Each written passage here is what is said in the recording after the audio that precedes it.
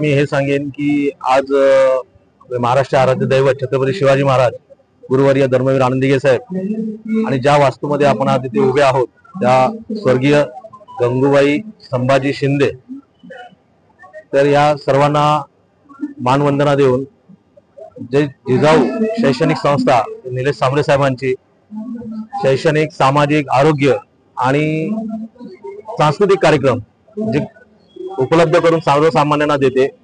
आज जो सांस्कृतिक कार्यक्रमाला अनुसरून श्रावण महोत्सव आयोजित केलेला आहे, यातून महिलांसाठी विविध स्पर्धा घेतलेल्या आहेत। या स्पर्धेच्या मागे महिलांचा मान सन्मान आणि आत्मसन्मान वाढावा, त्याचबरोबर महिलांना स्वयंरोजगार उपलब्ध व्हावा, या हेतूने हा कार्यक्रम आज आयोजित केलेला आहे।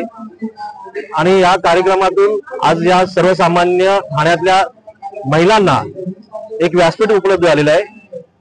तर त्यासाठी आज आपले शिंदे साहेब जे महाराष्ट्रातील तमाम लाडक्या बहिणींचे लाडके भाऊ आणि निलेश सांबरे साहेब यांच्या योगदानातून जे मिळालेले व्यासपीठ आहे त्याचा जास्तीत जास्त महिलांनी उपयोग करून येणाऱ्या काळात त्यांनी त्यांचं भविष्य घडवावं एवढीच इच्छा आहे।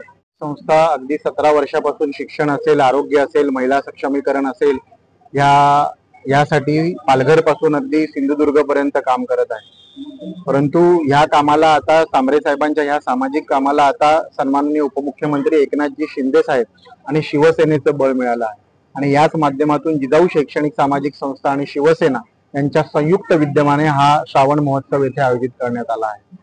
जिजाऊच्या माध्यमातून आणि शिवसेनेच्या माध्यमातून आपण महिलांना अनेक प्रकारचं प्रशिक्षण देतो। शिलाई क्लासेस असतील, मेहंदी क्लासेस असतील, अगदी पाककला असतील, त्यानंतर आरी वर्क असेल, असं अनेक प्रकारचं प्रशिक्षण लाभतं। परंतु ह्या प्रशिक्षणानंतर महिलांना कुठलं तरी व्यासपीठ उपलब्ध व्हावं, त्यांच्यामध्ये एक प्रकारची स्पर्धा व्हावी आणि व्यासपीठाच्या माध्यमातून त्यांना बाजारपेठ उपलब्ध व्हावी, या दृष्टिकोनातून आज हा कार्यक्रम शिवसेना आणि जिजाऊ शैक्षणिक सामाजिक संस्था यांच्या संयुक्त विद्यमानातून हा इथे आयोजित करण्यात आला। मोठ्या प्रमाणात महिला उपस्थित आहेत आणि श्रावण पण महिना आहे, अजून किती अशा महिला या कार्यक्रमात सहभागी होणार?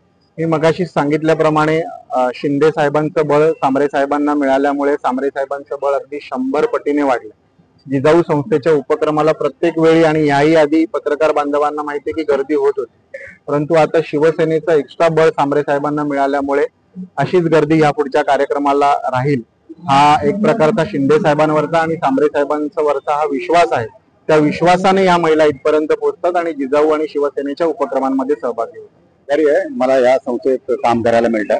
संस्थेचं कार्य तर तुम्हाला माहितच असणार की महिलांसाठी किंवा सामान्य लोकांसाठी संस्था विशेषतः महिलांसाठी त्यांना प्रशिक्षण देणं, त्यांना रोजगारासाठी त्यांना तयार करणं, हे कार्य आम्ही करत होतो। पण आता हा एक नवीन उपक्रम आम्ही काय करणार की महिलांना कायदेशीर त्यांना नॉलेज नसते की त्यांचं लायसन्स कसं सुरू करायचं, धंदा सुरू कसा करायचा, त्याच्यासाठी वेगवेगळे लायसन्स लागतात, प्रॉपर्टी लागतं, उद्यम लागतं, GST। तर ह्याच्यासाठी पण आम्ही त्यांना मोफत त्यांचं रजिस्ट्रेशन करून देणं असू दे किंवा त्यांना त्या बाबतीत काय प्रॉब्लेम असेल तर त्यांना आम्ही आमच्या लिगल टीम तर्फे आम्ही त्यांना मोफत सल्ला देणार आहोत, त्यांना सक्षमीकरण करणार आहोत। आणि आम आदमी पार्टी मुळात याच मुद्द्यांसाठी राजकारणात आली आहे आणि तेच काम निलेश सांबरे साहेब मला तर 12 वर्ष झाली करत आहे आणि त्याचे उपक्रम आता आम्ही राजकारणात येऊन सत्तेत कधी येऊ आणि कधी एक व्यवस्था देऊ।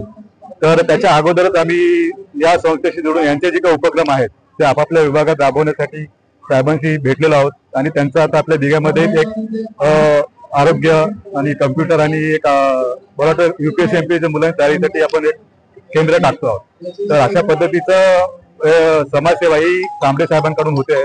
ते कुठलाही पक्ष आणि कुठलाही हे बघत नाहीये विभाग, तर तिथे जिथे गोरगरीब आहे, जिथे गरजू लोक आहेत तिथपर्यंत ही व्यवस्था पुरवण्यासाठी ते प्रयत्नशील आहेत। आणि आज हे आमचं एक उत्तम उदाहरण आहे, म्हणजे जिवंत उदाहरण आहे की ते आज आम आदमी पार्टीच्या कार्यकर्त्यांबरोबर सुद्धा या संस्थेची कामं करत आहेत।